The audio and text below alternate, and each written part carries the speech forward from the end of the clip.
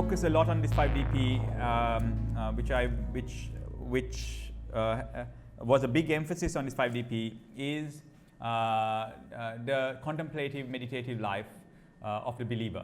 Okay, so that was a big focus. We released a site called Practical Meditations just for you, so that you can actually go into and understand why I talk about meditation so much, why I meditate so much, why it's a part of my culture, my practice, why I talk about the void, the elements, all this kind of stuff.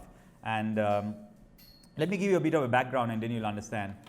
You see, when I first came into, I was born into a Christian family. We can call them Methodists. They were Methodists in Sri Lanka. My grandfather was a Methodist priest. My name is Kirby, it means brought from the church. So in Sri Lanka, 85% of Sri Lanka is Buddhist, and so they from Eastern philosophy. So we are a small minority as Protestant Christians. Grew up in church, and then maybe in my young days, I didn't really want to stray away from my own faith, but I got into a movement that was introduced to me by different people that got very synchronized. And at certain points of my life, it's a very ashamed of this part of my life that I'm about to speak more of it as I'm growing in God. And so around 14, 15, sort of introduced to Christianity, but in a very, what some would call an occult way. And then went into that, and so if anyone knows about Christianity or the occult, you'll understand the basic office is Hermetics and the Kabbalah. So if you understand, anyone knows about that, you don't have to go into that today, but you'll understand the foundations are Christian and also Jewish, literally traditionally Jewish, and then Jewish mysticism, so Talmud and all that kind of stuff. So that is why someone would ask me how I know so much about the Hebraic when I'm not a Jew. I know so much about the Hebraic tradition. I had a small background into that kind of stuff when I was very, very young.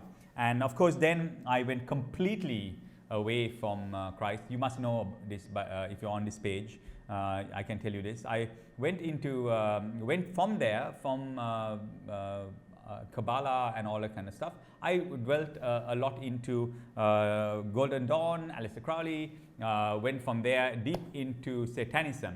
And of course, you can see by now I've diverted from Jesus, okay? And so very much into Anton and the Lave, do as you will, you know, really, let me put it like this. Christians would call it demonic, but I would say very strong stuff. And of course, found myself in a real mess.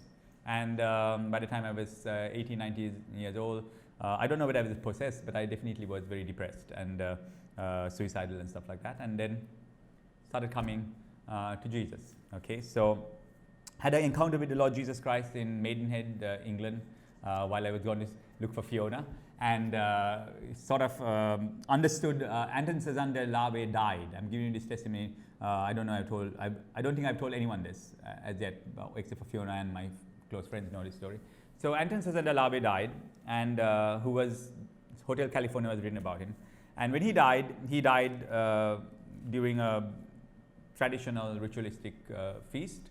And on the day of the feast when he died, it was a little pastor from a little town in Texas that tried to save a person he knew during that time of ritual, that prayed. And a lot of you in America know the story. The foreword of the book is, one of the people who wrote the foreword of that book is me, because I wanted to empower that book, and that was a guy called Dave Bryant. I'm sure you heard of Pastor Dave Bryant. And so he prayed, and there was a contention and a contending between forces of darkness and good and stuff like that. And he died. Sazanda Lave died on that. Why am I telling you all this? Because a lot of times people, and that's what those things really pricked my spirit, and understood the power of Jesus Christ and who Jesus is and the blood of the Savior. Why am I telling you all these things? It's important, if you're on this page, to understand who is teaching you. And also to understand that I am very, very glued in and fully understand what occultism is and what Satanism is, and what witchcraft is, and what New Age is, and what Hinduism is, and what Buddhism is, and all these philosophies. Okay, please know that I am fully versed. This stuff that happened to me when I was 14 and a half years old. Okay, so I'm not teaching out of those ideologies. I'm a Christian who is a priest today, who's been redeemed and really understand the difference between these things. So a lot of people sometimes when I teach, that's why we have Transcend page, because I want to be able to bring you the truth of the gospel, the truth of Jesus Christ, and the marvel of who he was and who he still is. So why am I saying that? Because when I go into this kind of stuff, I want to be able to show you without any judgment on your part that some of these references, okay, are in different philosophies as well. But if you know Jesus, that means you can see the pattern, the shadow, the foreshadows in different religions and different concepts and different ideologies. You will see the foreshadowing of the Messiah. You will see the foreshadowing of Jesus, okay? Jesus is the substance. So let's dive into this, and that's why I focus on meditation, and it is sometimes weird for me to understand that Christians don't meditate, and that meditation to Christians is not only don't they meditate, is New Age, or I mean closer to Christian they'll say Gnostic, or they'll say something about it, and they don't understand to find stillness, and that is a main feature in the whole of the Bible. And why I'm doing this series is to show you in the Word that more than any other philosophy, like, you know, in this part of the world you get the Buddhist and the Vedantic philosophies, more than all those philosophies, the Jewish tradition had the aspect of a meditative life.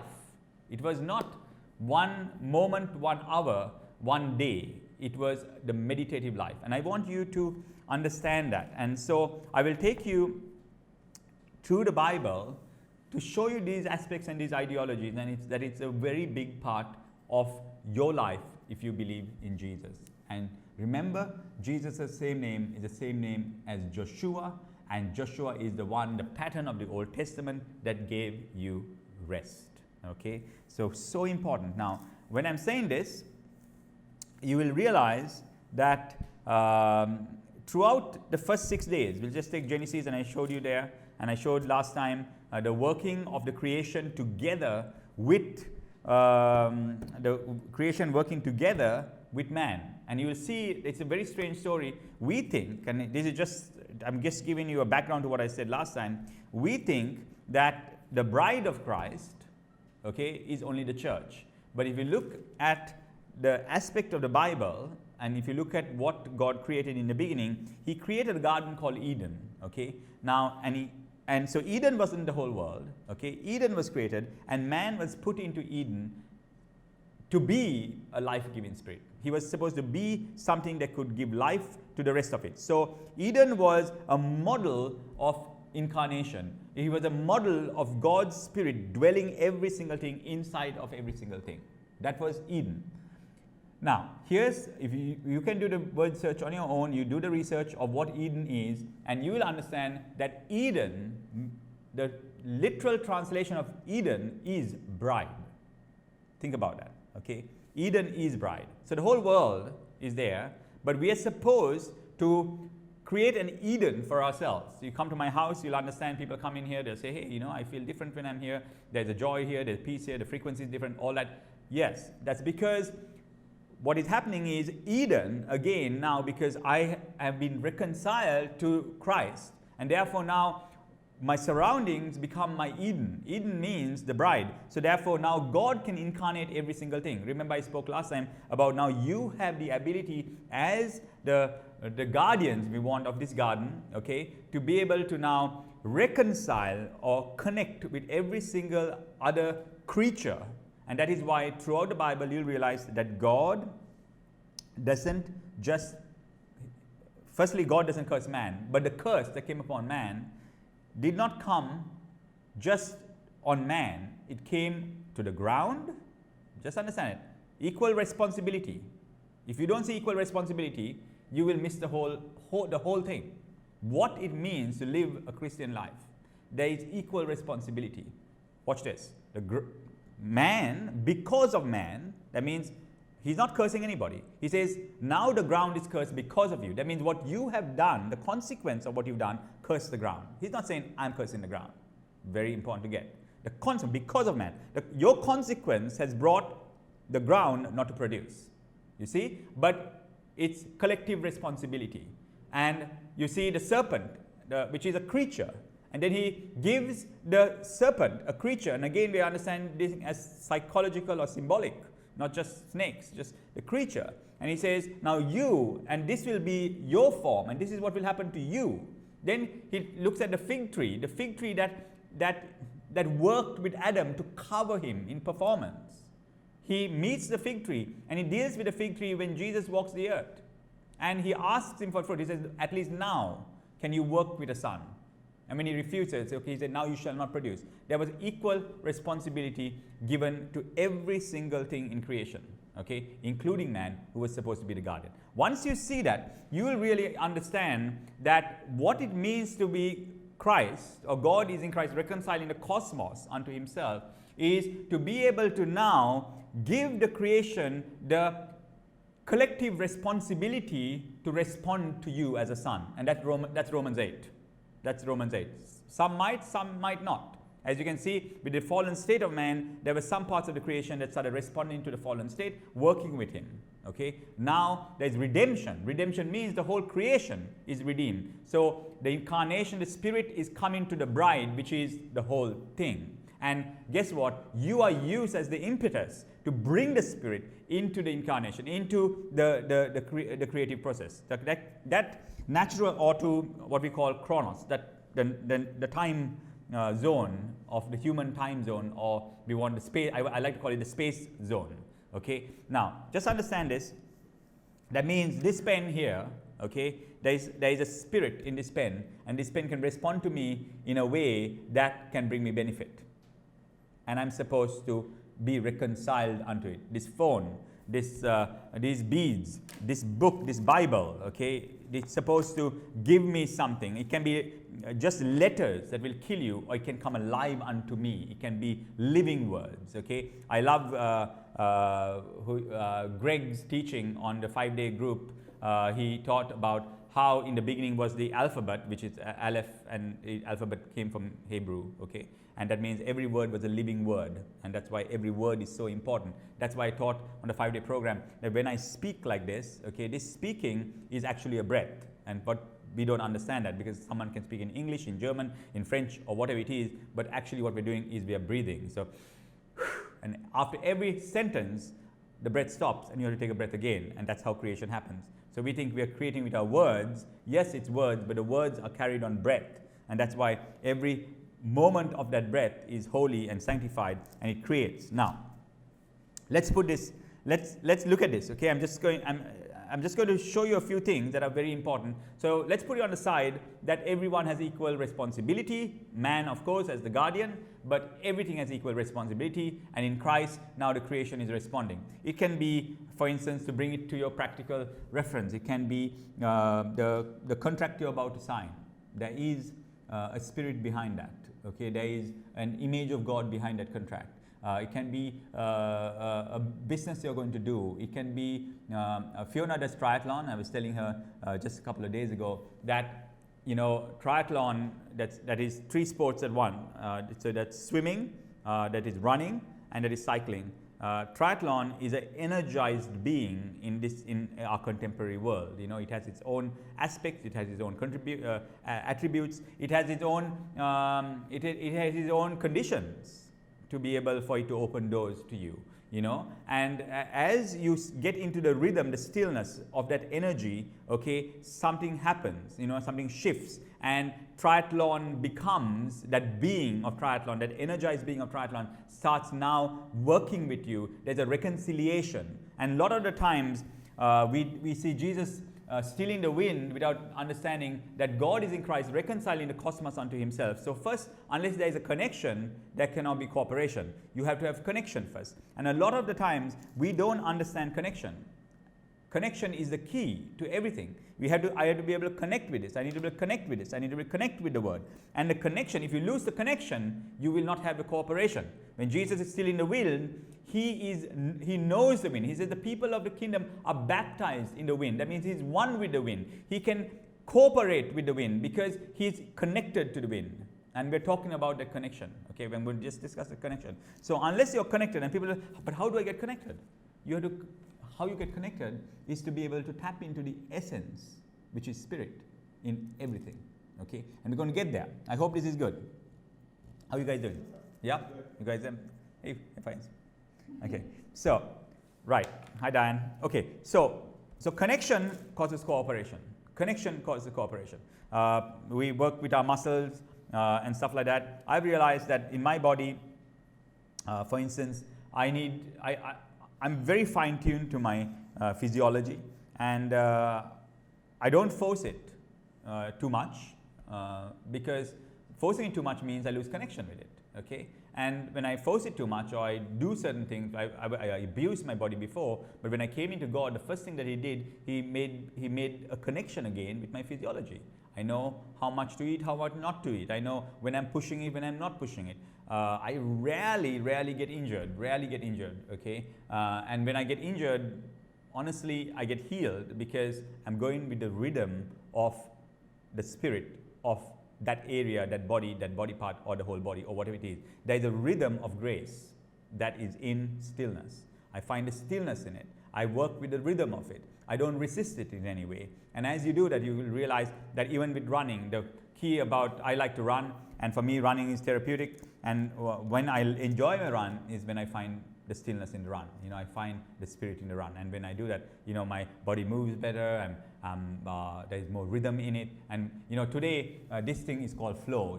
Scientists today, Stephen Kotler being the most prominent guy talking about flow, he calls it flow. But if you look at what flow is, it's actually finding the stillness in the chaos. That's it. They say they jump off a cliff and try to hang glide and stuff like that, and they suddenly find this state of flow, and they're like, yeah, but I know all that. That's all science. But mysticism talks about that. You find the rest. You find the Sabbath. You find the rest. You find the stillness in time. You sanctify time within the chaos, and suddenly magic happens. Okay, if you can sanctify time in the midst of chaos, magic happens. And the Hebraic people are a people who, you have to understand, the Judaic Hebraic people are a people that were called to sanctify time. It is unbelievable. It is the only philosophy, religion, culture up to date. It is, if you go back into the searchings of ancient cultures, you will never have this concept anywhere else. The Sumerians didn't have it, the rest of all the rest didn't have it. Only the Jews had this understanding of the sanctification of time. Okay. Now here, why I'm telling you that is because the first 6 days you'll start saying the evening and the morning, but the first day, evening and morning was second day, evening and morning was the third day, fourth day, like that, evening, morning, till you get to seventh day. Seventh day, there is no evening, morning. He just says, and the seventh day started. And so there is no evening and morning, because suddenly he's trying to show you right in the first chapter of Genesis that I'm going to read you the 10 Commandments, okay? Just understand the 10 Commandments. Exodus 20, you'll see it, okay? This is mind-blowing. I hope I can go there with you guys today. Exodus 20, just turn to Exodus 20 with me. Really cool statement here, okay? Okay, Exodus 20. And God spoke all these words, saying, I am the Lord your God who brought you out of the land of Egypt, out of the house of bondage. You see, that means you were slaves. You were working every day. That's what he's reminding him. Don't forget that you were working every single day. Now, this is thousands of years. The beginning said evening, morning, first day, second day, third day, fourth day, fifth day. On the seventh day, he says God rested from his work. Okay? God rested from his work. And he asks you, just understand, he created 6 days, and suddenly 7 days, there's no time, because all 6 days have to end with God rested. And I showed you that when God created man from the ground, he created man in the realm of the celestial first on the 6th day. But when he created man on the ground, he created him to till the ground. Literally till the ground. That means, and he said, and he explains what till the ground is. It means make patterns and cycles. That means Now you're supposed to create just like God, but you create through rest. Wow. Jesus' fight with the Pharisees is not constantly about the Sabbath. But if you look at his fight on the Sabbath, he's not explaining, he's constantly breaking the Sabbath according to the Pharisees. According to the Pharisees, Jesus is breaking the Sabbath, but he's trying to explain, no, my Father worked until now, I will still continue working. So he's saying, it's not about whether you are working or not working, it's are you working in rest?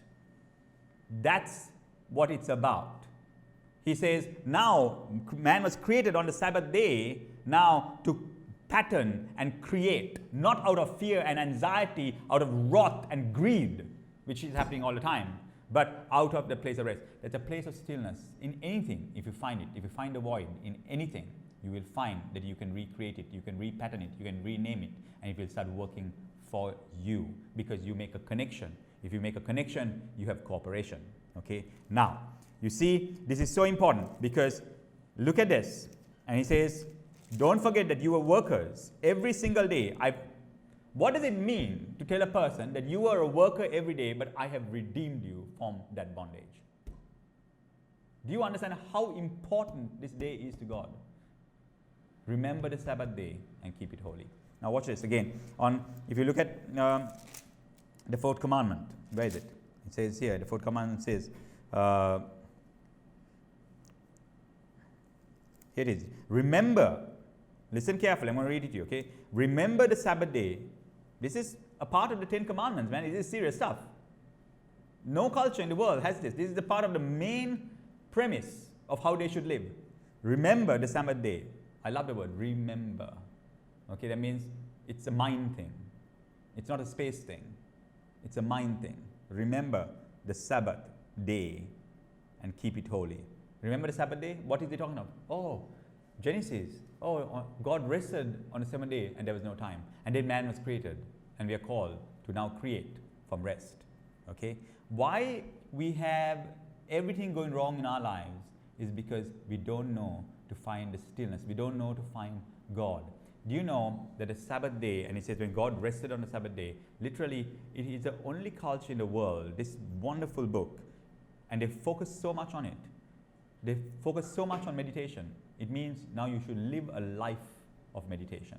It's not a life of one day let's meditate for 1 hour. It's like remember the Sabbath day and keep it holy means you live meditatively, contemplatively for the rest of your life.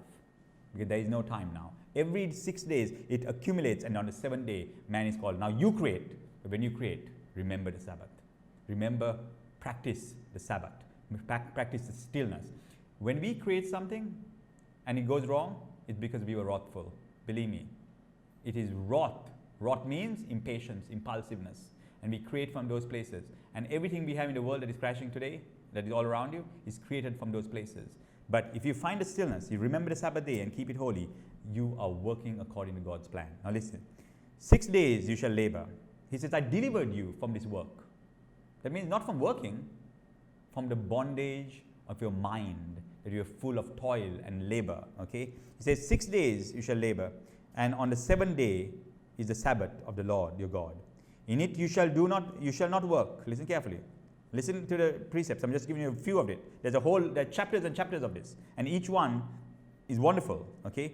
And he says, he says, in it you shall do no work, nor shall you, nor your son, nor your daughter, nor your male servant. So it's just not for masters, but it's also for employees, all around. You see? Why? Because they were slaves. You remember? Okay? For your male servants and your female servants. Now here we go, collective responsibility. For your cattle, for strangers. Strangers. Who is within your gates. For in 6 days the Lord made the heavens and the earth. Now he talks about Genesis. He's taking you back to Genesis. And all that is in them. And rested on the 7th day. Therefore the Lord blessed the Sabbath. And listen carefully to this word. And he hallowed it. Man, hallowed be the name. Hallowed means it's holy. It's the only culture, it's mind-blowing, that does not sanctify a space. I'm going to say that again. It does not sanctify a space. When the woman says, where do I worship? Do I worship in this temple or do I worship on the mountain? He says, your Father is spirit. You worship him in that spirit.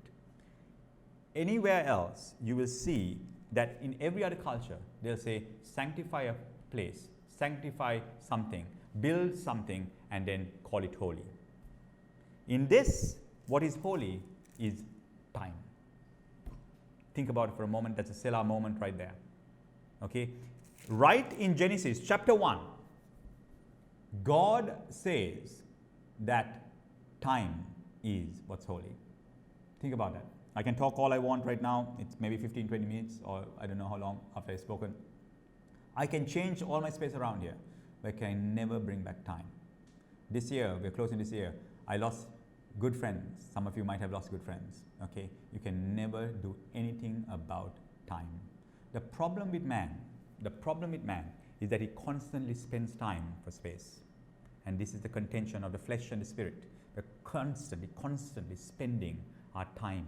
We call it killing time, okay, for space, for anything that is natural, okay? And the key about this thing is he's the only God that comes in and says, time is me. When his presence is there, that presence literally comes in a form. If you want to know the form of God, the ideal form of God is Kairos time. That's what he comes in. When you find that moment of presence, it's that very present moment. Now can never be recovered. Right now again can never be recovered. Right now again can never be recovered. If I hallow this moment, then I'm hallowing the Sabbath. And that's what it means. So when he says, just, everyone says, make a temple, make it holy. Make a statue, make it holy. Okay? Remember the statue and think of it as holy. Remember the temple and make it holy. This God literally says, I want you to remember a moment and make it holy. Not days, not temples, not anything touch, feel and see. Don't hallow them. Hallow a moment in time. Do you just understand that? Because just right now, we just lost a bit of time. And the understanding of that, to be able to live your life, hallowing time, the stillness, finding God in every moment in your life, whether you're dying or whether you're living, you need to be able to hallow time. The more you're able to hallow time, whether you're working, whether you're toiling, whether you're a slave, whether you're free, hallow time. Okay? He constantly asks you to take every time and hallow it. Sanctify time. And you'll realize that the rest that God talks about when he said God rested, you must understand it. God rested means on the seventh day, he created man, and then he said, now continue the creation. So time continues to create. Think about it for a moment. Time continues to create. In a moment from now, we'll create a little more. No matter what you do, you can be sitting on your backside at home watching me, but you created a little more just by time going by. So God is in time and is constantly creating. And so therefore man was created, okay, to be able to now make patterns, acknowledge patterns, create things from your five senses. Now you see, now call it by its name and give it its character, because that's all you will do when you have time. That's all you will do. And so it's remember the Sabbath. That means remember a moment in time and you make it holy. It is amazing when you understand the Jewish paradigm of time. Time was the most holy thing for them. And the way they dealt with time was, believe me when I tell you that they used to have the 7 day, every 7 days they rested. Okay, there are mini jubilees they call it. Every 7 years the fields would rest because they're giving a break to the grass. They won't on the Sabbath. They don't deal with money, no trading.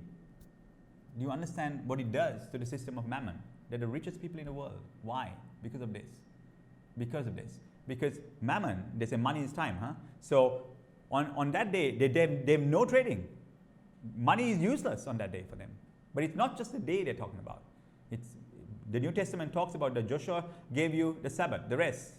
But now Jesus is giving you this continuously. Jesus says, come to me, learn from me. Why? Because I'm lowly and gentle at heart.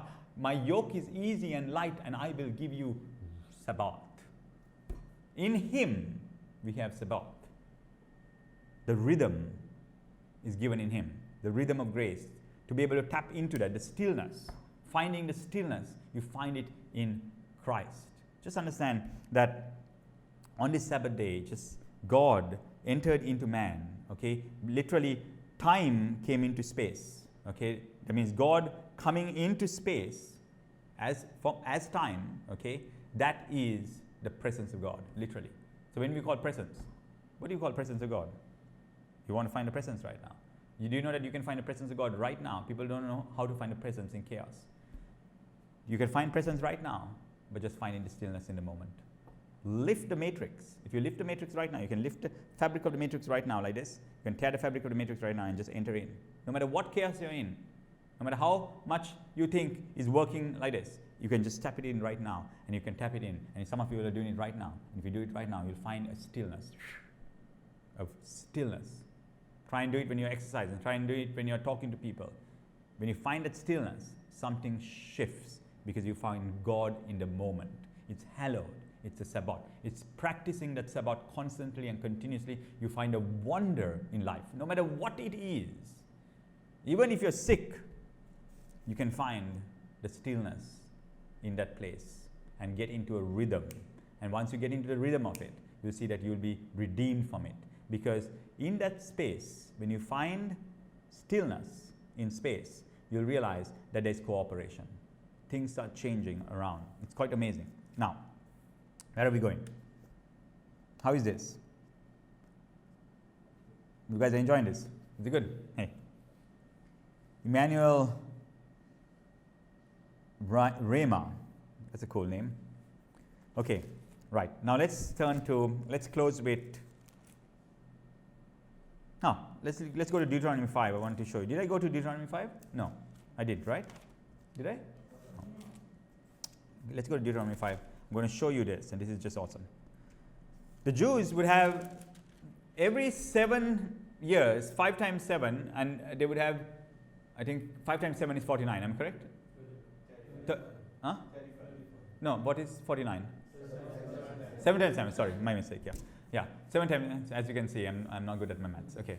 So 7 times 7 is 49, okay. So, yeah, it has to be 7 times 7 because, so that's called, like, it's the mother of all Sabbaths, okay. And so they call it Jubilee, okay, just understand that. So 50, there's still conflicts about whether it's 49 or 50, but it's in the 50th year is the year of Jubilee.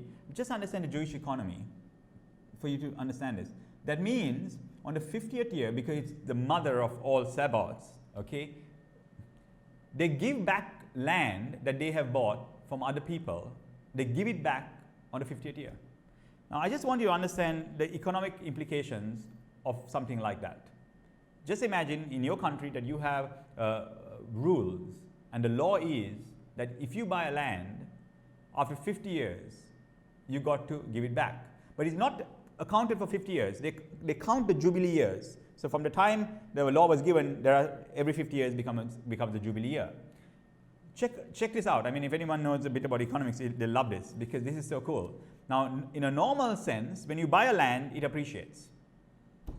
This changes the whole system. Okay? It appreciates once you buy it. But for the Jews, it doesn't work like that.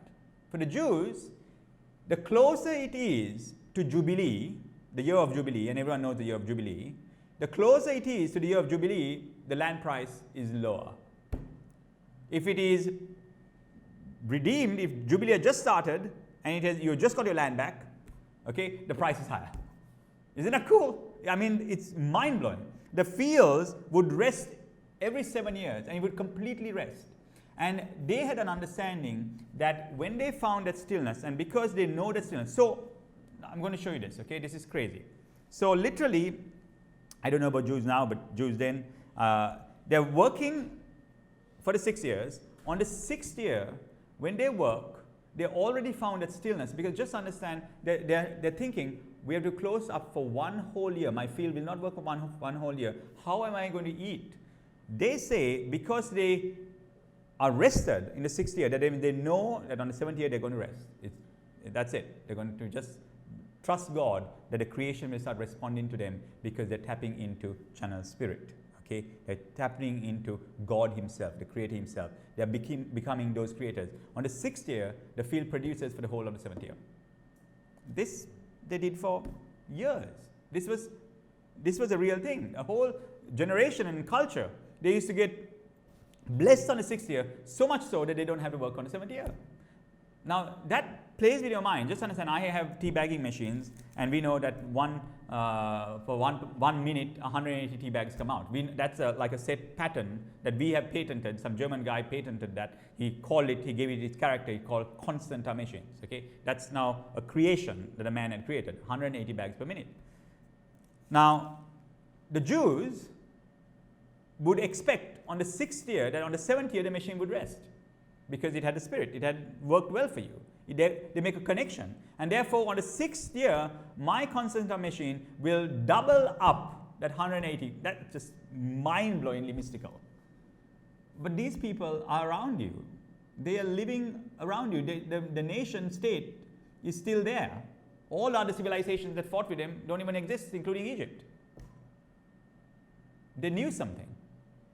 They knew something about the stillness, finding the stillness in everything. Today, we don't want to give ourselves the rest, because economically, it's a disaster, isn't it? That's what people think. It'll be an economic disaster if we rest. But they had a deep mystical understanding that it is in the rest that they will produce the most. But if you look at everything in God, it's like that. It's in your sleep that your DNA gets repaired. It is in your sleep. I tell Fiona, who trains sometimes twice a day, you've got to find rest. And sometimes when she rests, she'll realize, she literally says, Kirby, you don't understand, I've rested a couple of days now, and I got my timings much better. It is in the rest that we grow. We are programmed for it. This rest is not a stopping works, but it's a rest. It can be a moment in time, but if you sanctify that moment in time, if you hallow that moment in time, I'm not telling you to stop your work. I'm telling you that you create more. And the word rest, when God rested on the 7th day, it's a dynamic rest. It is not a rest means I'm going to laze out. It's a dynamic rest. It means creation continues in his rest. That's what it means. So, we'll stop. We'll do Deuteronomy 5, and we'll stop there. But I want you to see Deuteronomy 5. It's just awesome. Here it is, Deuteronomy 5, verse 12. Again, okay. Observe the Sabbath. Guys, there are literal chapters on just the Sabbath. How to keep it, why do you keep it, what to do. And they went into detail on this stuff. I'm not telling you to go after the law. Jesus had a problem because they just literally took it and they legalized the whole thing. That's not what he's talking about. He's talking about sanctifying, hallowing moments, hallowing time, not selling out your time for space, not sacrificing time for space. It's the other way around. It's the other way around. Not sacrificing time for space. When you hallow time, and someone who can rest on, from a corporate guy to a person who works, a person who can rest means he trusts God. He trusts that he's made of spirit. He trusts that the substance that he's made of and the whole creation is made of is one substance. He trusts, hear, O Israel, that Lord God is one. It means we are all spirit. Okay? He trusts what Jesus said, not in this temple or not on the mountain, but in the spirit you shall ask God. You see, he trusts that once you connect with spirit, which is absolute stillness and rest, your mind is not working 70,000 words per minute, you find that rest, I'm telling you, something changes. I remember I was talking to a good friend of mine who is, a tremendous meditator, and he was telling me about, I was telling him the last couple of years has really challenged us a lot because, we were constantly fighting, people were trying to kill us and fight and all this kind of stuff, and, I kind of like the fight, and so all that, and so I was talking to him and he was telling me, he said, Kirby, you need to find the stillness in it. You need to find the rhythm in the chaos. And as you find that, he says, you'll be so invisible and so still that all the beatings and the punches against you will hit thin air.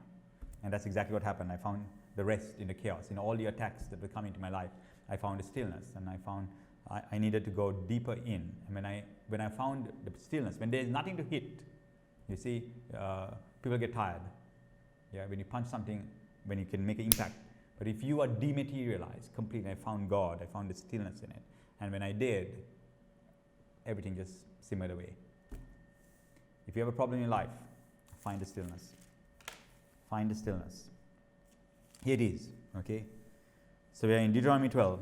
It says, observe the Sabbath day to keep it holy. Again. This is not, when you say Sabbath day, people think 7 days, Sunday. The word here is observe a moment in time. So it can be your Sunday, it can be a Saturday, it can be a moment in time. It can be when you're working throughout all 7 days, you find a moment in time. That means while you're working, you find the moment in time. That means it is the only philosophy, religion, whatever you want, culture, that sanctified time, not space. Converse to space is sanctified time. Okay, think about that. Okay, so it says, observe the day, Sabbath day to keep it holy, as the Lord your God commanded you. 6 days you shall labor and do all your work, but on the 7th day is the Sabbath of the Lord your God. In it you shall do no work. You, nor your son, nor your daughters, nor your male servants, nor your female servants, nor your ox. You see, we are giving all of it because it's collective responsibility. We'll go there. Okay, we are giving all of it. The understanding that we know that we are spirit. Okay, all of it. Okay, your donkey, your ox, nor any of your cattle, nor your strangers who is within your gates, that your male servant nor your female servant may rest as well as you. And remember that you were a slave. Now here it is. So when you're doing this, remember, this is the way. Remember that you were a slave in the land of Egypt. We all need to remember that we were slaves before we found Christ. That's this whole thing. Hallowed, because I was a slave. I was working my life out. I was in toil, in labor. My mind was racing. You know, I lost my mind. You know, because it was all to do with rituals and works and performance, and the world was putting pressure on me. And then I found Christ, and he said, "My yoke is easy. Come to me, for I will give you rest. I'll give you the Sabbath." That's the key about the gift of Christ, the Sabbath. Okay, and then he says this, and remember that you were a slave in the land of Egypt. So I remember that I was a slave, and the Lord your God brought you out from there by a mighty hand and by an outstretched arm, and therefore the Lord your God commanded you to keep the Sabbath. Wow. Okay, do you understand how important this day is to God? And when you say, I'm not talking of Sunday, please understand, I'm not a legalist. I don't keep Sunday. I used to keep my factories closed. I don't. Okay, I work on a Sunday. But I have found Christ, okay? And when I found Christ, I found a continuous Sabbath. One last bit, and we'll go into Hebrews, and I'll show you there. Hebrews, we're talking of the creation. One last bit, one little teeny weeny bit, okay? We're on transcend, so I can do this. Okay. So Hebrews, chapter 4. Let me turn there. Hebrews chapter 4.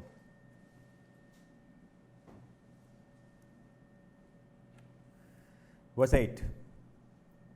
And we'll talk about Joshua and the Sabbath some other time, okay? But it says,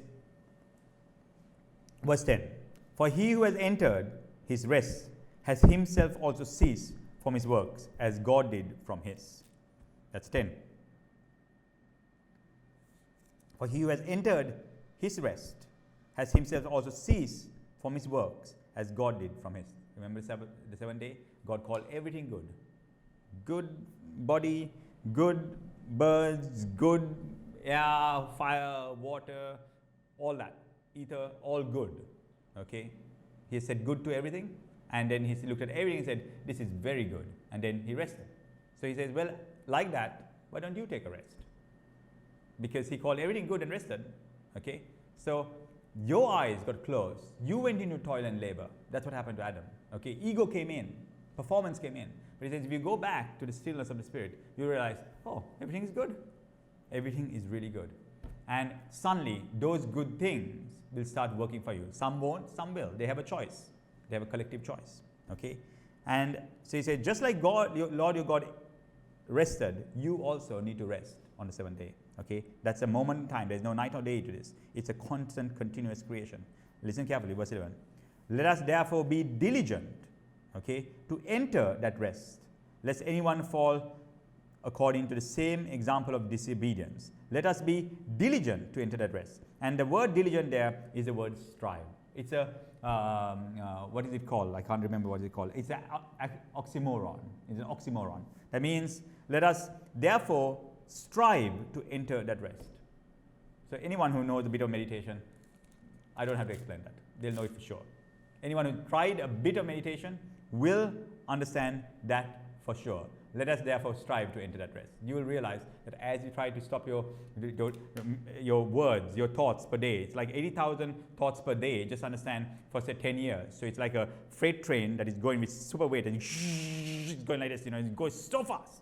Okay, and then suddenly you're trying to stop it down, and you see the brakes now like this, you know, and then slowing it down, and your mind feels like that. I was telling someone to meditate, and a good friend of mine, and he was saying when he starts meditating, his head hurts.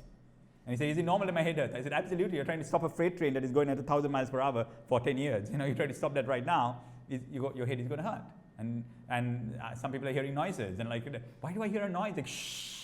I said, for the first time you can hear what empty space feels like. You know? So it's like that. Let us therefore be diligent to enter that rest without falling in disobedience like the others. This day, or this moment, I won't say day, Sabbath is not a day, this moment, this stillness to find. He says, be diligent and don't be disobedient. He says, because this is a hallowed thing that you're supposed to work by practicing the Sabbath. Practicing the Sabbath is a constant, continuous thing that you do where you hallow time constantly and continuously and make everything magical, no matter what it is. Be the worst thing ever. Once you bring the Sabbath practice into it, it becomes magical. Every moment is enlightening. Okay, I'll leave you there. Love you guys and bless you.